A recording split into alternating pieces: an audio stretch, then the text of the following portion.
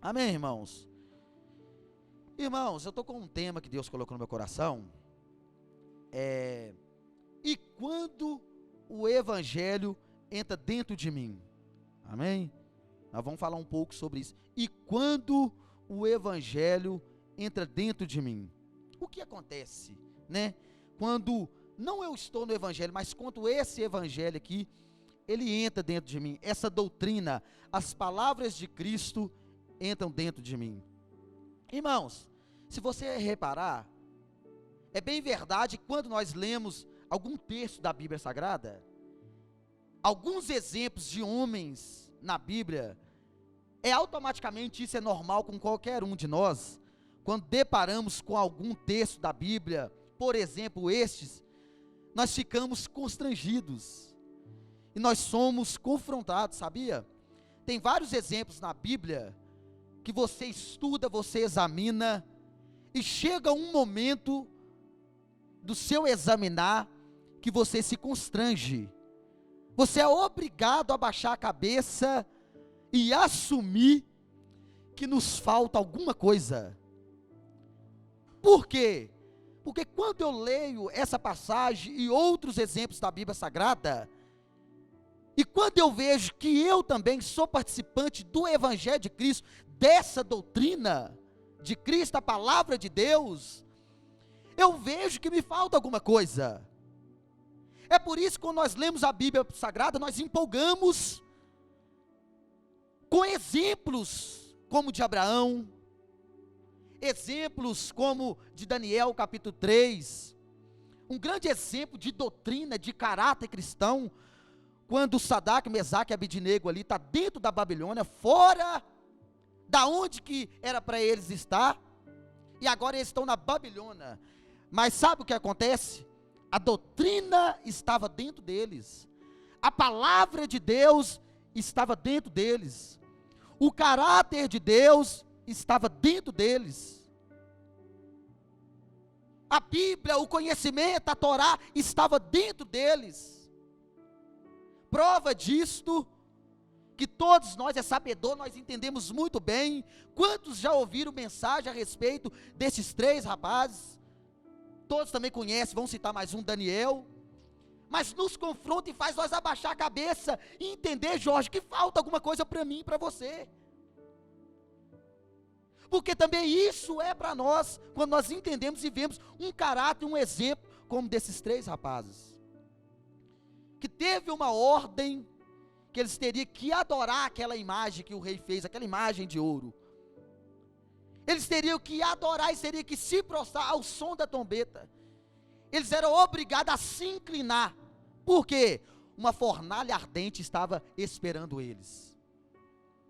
Eles falaram, ao som da trombeta, todos vão ter que se prostrar e todos vão ter que adorar perante a imagem.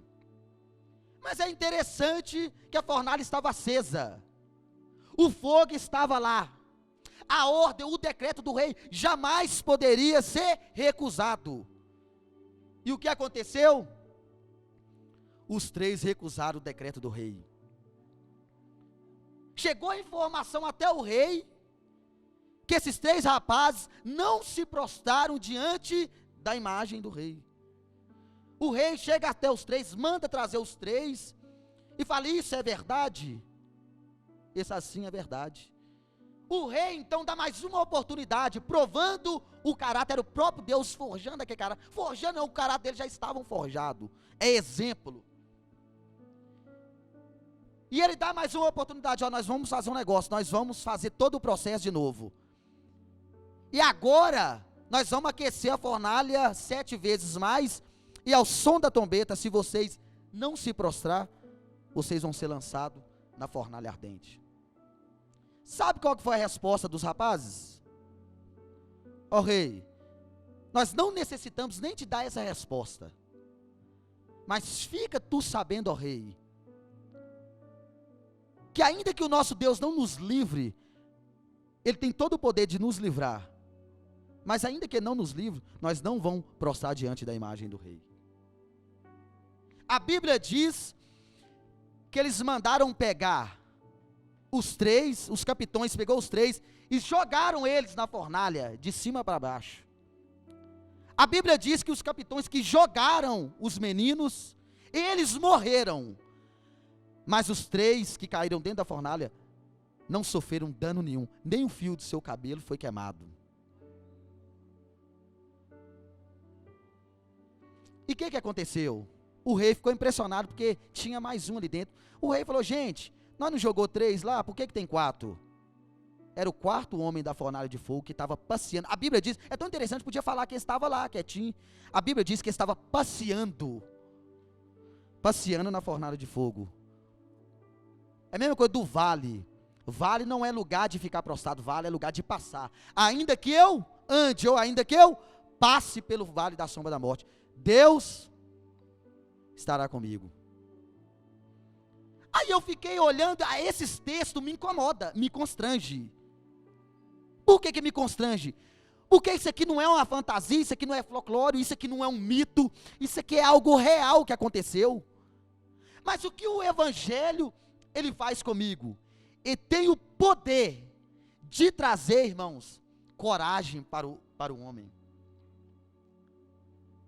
Esse Evangelho, quando entra dentro de nós, ele tem esse poder de trazer coragem em meio a situações adversas. Nós não nos prostramos diante de qualquer coisa. Você está entendendo? É isso, irmão, que me deixa eu constrangido. E não sei você. Alguns textos me incomodam. Faz eu abaixar a cabeça e recuar e entender, será que esse Evangelho entrou dentro de mim? Ou eu estou participando do Evangelho? Você está entendendo, irmãos? O Evangelho tem o poder de trazer coragem para o homem. Desse homem não se prostrar diante de qualquer coisa. O tema é esse, quando o Evangelho entra dentro de mim, ele me traz, sabe o quê? Certeza. E é uma certeza, é plena, irmão, completa, uma certeza completa. Quando Paulo, ele escreve à igreja de Filipenses, no capítulo 1, versículo 6, Paulo disse, eu estou plenamente certo. Paulo, ele estava preso, irmãos, e escreve uma carta, e essa carta tinha 14 vezes, estava escrito assim, alegrai-vos e regozijai-vos no Senhor. Quando alguém pega aquela carta para ler, e vê que o apóstolo Paulo está preso, prestes a morrer, mas está mandando o povo se alegrar, ele fica admirado com os ensinamentos de Paulo, a certeza que este homem tinha nas doutrinas e na palavra de Cristo. Paulo disse, eu estou certo, eu estou plenamente certo, que aquele que começou a boa obra em vós, aperfeiçoará até o dia de Cristo. Esse Evangelho, irmãos, ele traz certeza para o homem. É por isso que me incomoda quantas das vezes eu estou incerto com as coisas de Deus, sabendo que Ele é fiel para fazer a obra na nossa vida. Então, quando eu me constranjo, é por isso, porque tem exemplos de homens, que o Evangelho, a doutrina de Deus entraram dentro deles, e a vida deles para sempre foram mudadas. Paulo, quando ele escreve para Timóteo, segunda carta dele para Timóteo, no capítulo 1, verso 12, alguém lembra o que Paulo diz para Timóteo? Ele fala, Timóteo, Deus já me mostrou, em breve eu vou partir, o meu corpo já está sendo oferecido por libação, mas eu sei em quem tenho crido, e sei que Ele é poderoso para me guardar até aquele dia, o meu bom depósito até aquele dia, Ele é fiel, não só para mim, mas para todos aqueles que amam a Deus.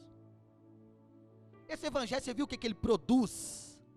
Ele produz no homem coragem, ele produz no homem certeza, ele produz no homem confiança. Por que eu fiz a leitura, irmãos, de Atos Apóstolos capítulo 5? Porque parece que eu estou lendo um outro Pedro. Pedro, nesse contexto aqui, o que estava acontecendo aqui? Pedro, Jorge, estava proibido de pregar. É o Pedro que negou Jesus. Ele estava proibido, em Atos dos Apóstolos, de ensinar essa doutrina que ele estava dilacerando ali no meio do povo. Por quê? Porque Pedro estava pregando de um Jesus que veio, que morreu, ressuscitou, ficou com eles 40 dias, ressuscitou, e estava agora dando remissão dos pecados para todo Israel, e todo aquele que cresce no nome de Jesus seria salvo. O que aconteceu? Os sacerdotes ficaram loucos. Pedro, ele foi tão ousado, ele falou assim: olha, vós mesmos, ó sacerdotes, que mataram Cristo e penduraste no madeiro, é esse que eu vos prego. Nesse nome, agora tem o poder de perdoar os vossos pecados. Vocês mesmos que mataram ele, penduraram ele no madeiro, agora ele está oferecendo o perdão dos vossos pecados. Mas por que aconteceu isso tudo? Os sacerdotes foram tomados de invejas. Eles ficaram irritados porque Pedro era um homem iletrado, inculto, mas eles viram a ousadia, a intrepidez que Pedro anunciava a palavra de Jesus, e eles ficaram morrendo de inveja. Eles não concordaram, e falaram assim: nós temos que disseminar essa doutrina. E sabe o que aconteceu? No capítulo 3, acontece algo que aí acabou tudo. A Bíblia diz que Pedro e João faz o quê? Sobe ao templo chamado Formosa. E o que acontece ali? Tinha um coxo que 40 anos estava ali, e não tinha sido curado por ninguém, nem os próprios sacerdotes tinham o poder de fazer isso, né? O que aconteceu? O apóstolo Pedro e João subindo, fitou os olhos daquele coxo, aquele coxo pedindo uma esmola. Pedro diz: eu não tenho prata e não tenho ouro, mas o que eu tenho dentro de mim, que era o evangelho de Cristo, olha que maravilha, o que eu tenho dentro de mim, eu posso te oferecer. E sabe o que era? Jesus, a cura. E o que aconteceu? Pedro e João, fitando os olhos nele, falou: fica de pé. E aquele coxo que estava ali 40 anos, foi curado. Daí, meu filho, acabou. A perseguição começou. Porque o sacerdote viu esse coxo que há 40 anos estava na porta do templo, agora viu ele saltando no templo. Daí começou a perseguição. Irmãos, e o que me chama a atenção? E daí, e aí? Irmãos, isso aqui não parece o Pedro que negou Jesus, não. Aquele Pedro que negou Jesus, agora foi aperfeiçoado, porque a doutrina agora estava dentro dele. O amor foi derramado pleno em Pedro, e Pedro, irmãos, nunca mais foi o mesmo. Pedro desobedeceu a ordem do sacerdote. O que aconteceu com Pedro? Preso. Agora Pedro está preso. Pedro está preso, irmãos. A igreja ora. E sabe o que acontece? Isso aí foi a primeira libertação de Pedro, porque houve duas. A Bíblia diz que foi um anjo. Onde que Pedro estava, o que aconteceu? Da primeira vez, sabe o que aconteceu? O anjo pega Pedro no cárcere, trancado, com sentinela, com guardas, com vigia. O anjo pega na mão de Pedro e atravessa tudo. Oh, irmãos, não parece uma fantasia? Irmãos, é maravilhoso. Quando eu parei e eu fiquei meditando nesse texto aqui, pensando, eu falei, às vezes eu me deparo, Samuel, eu faço, olha, eu preciso de algo. Olha os exemplos que eu tenho na Bíblia, e por que às vezes eu não tenho essa coragem? Por que às vezes eu temo, irmãos, até de falar de Jesus? Já reparou alguma pessoa ignorante? Você tem medo até de pronunciar, falar de Jesus. Quando você fala alguma coisa de Jesus, eu tenho Jesus. Irmãos, parece que eu tenho uma perseguição nisso, Samuel. Quando eu vou ministrar uma palavra para alguém, num emprego, eu tenho Jesus. Eles ficam ofendidos. E eles falam, irmãos, pode ser o maior matador que for, eles falam que tem Jesus. E às vezes, sabe o que acontece com nós? Nós recuamos, nós ficamos retraídos, e não tem coragem de prosseguir, de continuar. Aí eu fico constrangido, porque Pedro não parou. O evangelho estava dentro dele, a doutrina estava dentro dele. Ele foi aperfeiçoado no evangelho de Cristo. E o que acontece? O anjo liberta Pedro, sai com ele, atravessa as grades. Eu não sei como, não me pergunta não, irmão, que é milagre, não tem como explicar. Como se um dia alguém puder explicar, eu vou ficar satisfeito. Atravessou e eles saíram. Agora o sacerdote manda os seus servos ir lá buscar Pedro. E quando eles vão lá, Pedro não está mais lá. E eles voltam com a notícia para o sacerdote. Pedro não está lá. O cadeado está normal. Os sentinelas, os vigia, está lá normal, mas eles não estão lá. E onde que Pedro estava? Pedro estava pregando na praça. Tinha um decreto proibindo eles de pregar. Meu Deus do céu. Irmãos, o decreto é se pegasse, irmãos, o sacerdote tinha o poder de matar Pedro. Agora está Pedro e João na onde? Na praça, pregando, falando da verdadeira doutrina. Aí o sacerdote manda pegar Pedro e João novamente e apresentar até o sacerdote. Olha, a resposta está aqui, irmãos. Trouxeram os sacerdotes e interrogou-os, dizendo: expressamente nós vos ordenamos que não ensinasse nesse nome, contudo encheste Jerusalém da vossa doutrina. Irmãos, nada poderia tirar o que estava dentro de Pedro. Eu vou falar aqui, irmãos, para mim partir para o encerramento. Eu tive que resumir, já é 7h25, eu preciso acabar. Tem uma palavra, uma carta pastoral do apóstolo João, que ele escreveu, está escrito assim, no capítulo 4, verso 18. Alguém sabe um texto que todos nós gostamos de falar? Alguém sabe o que está escrito lá? 1 João, capítulo 4, verso 18 e 19. No amor não existe medo. E ao contrário, o perfeito amor lança fora todo o medo. O amor de Pedro por Jesus, pela palavra, foi derramado. E quando nós amamos ao Senhor, o evangelho está dentro de nós, o medo não tem lugar em nossa vida. O amor lança fora todo medo. O medo traz tormento, a palavra diz, o medo traz tormento, traz aflição, mas o amor não. O amor lança fora todo o medo. Aí o apóstolo João, ele completa, e ele diz assim, não que nós tenhamos amado a Deus, mas ele nos amou primeiro. Aconteceu isso com Pedro. Pedro, depois de negar, depois dele negar, irmãos, e ele sofrer tanto por essa negação, Cristo aparece até ele e faz uma pergunta que chocou Pedro. Ô Pedro, tu me amas? A palavra de Pedro foi correta, foi certa. Pedro falou, eu te amo. Só que o amor não tinha sido derramado. Você me ama? Amo. E Jesus sabia que amava. Mas Jesus, então vamos fazer o negócio ficar completo? Apacenta as minhas ovelhas, apacenta a minha igreja.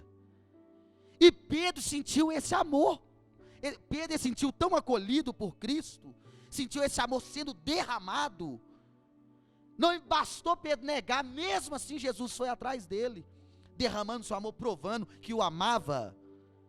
Esse evangelho entrou dentro de Pedro. E Pedro falou assim, agora eu tenho coragem de morrer por causa desse Cristo. E foi o que aconteceu. Todos nós sabemos que Pedro morreu por causa do evangelho de Cristo. Pedro morreu em Roma.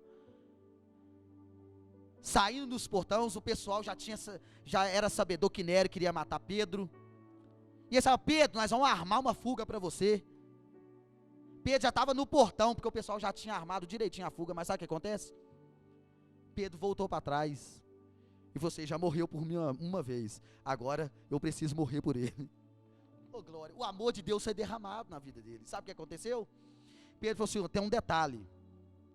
Eles queriam crucificar Pedro, que nem Jesus. Pedro falou assim, eu não aceito ser crucificado igual ao meu mestre. Me crucifica de cabeça para baixo. A ousadia, a intrepidez desses homens, eu parei lá hoje, meditando essa palavra, e eu pude perceber. E é caso de você pensar hoje, fica de pé comigo. Será que esse evangelho está dentro de nós? Ou será que eu sou só participante desse evangelho? E quando o evangelho entra dentro de mim, ele provoca coragem, ele provoca certeza, e ele provoca confiança. Se você hoje está incerto com o seu futuro, essa palavra foi para você. O evangelho precisa entrar dentro de nós. Se você está faltando coragem para você, mais coragem, ousadia, essa palavra foi para nós. Ele te dá coragem nessa noite. Se falta confiança, até mesmo em meio a essa pandemia, onde a morte está à porta, Paulo falou assim: eu sei em quem tenho crido, e sei que Ele é poderoso para guardar o meu depósito até aquele dia, porque o evangelho estava dentro dele, a certeza estava dentro dele. Se eu for citar tantos exemplos, irmãos, um dia Jó levantou no meio das cinzas e falou: eu sei que o meu Redentor vive, e que em breve Ele se levantará ao meu favor. O evangelho precisa entrar dentro de nós. Feche os seus olhos nessa noite, nós vamos orar para nós encerrar. Senhor Deus, a Tua palavra nos constrange, a Tua palavra nos confronta, nos faz muitas das vezes abaixar a cabeça, quando nós lemos as Sagradas Escrituras, e vemos, meu Deus, esses exemplos de homens, meu Pai, que não temeram reis, que não temeram, meu Pai, reinos, mas que praticaram a justiça do Senhor. Esses homens, meu Pai, não temiam a morte, não temia que nem Paulo em Listra foi apedrejado. Logo após ser apedrejado, meu Deus, ele pregando a palavra no dia seguinte. A Tua palavra diz que no dia seguinte Paulo estava pregando. Meu Pai, isso me constrange, porque quantas das vezes eu paro, quantas das vezes vem aquela frase assim: eu vou chutar o balde. Quantas das vezes, meu Pai, vem incerteza a respeito do futuro, vem o medo da morte, e eu entendo, eu sou constrangido, eu sou obrigado a admitir que o evangelho ainda, a doutrina não está dentro de mim.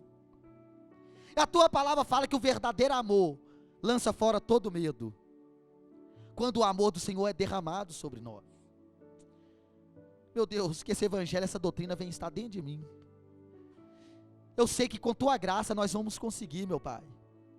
Tira de nós nessa noite o medo, dê-nos coragem nessa noite, que esse evangelho possa nos transformar, meu Pai, de uma maneira que nós venhamos impactar, meu Pai, pelo menos a nossa família.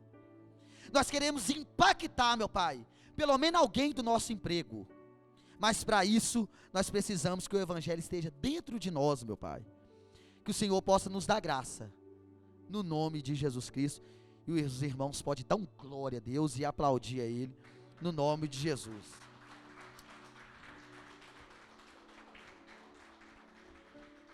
Vai para casa falando: Senhor, que esse evangelho esteja dentro de mim,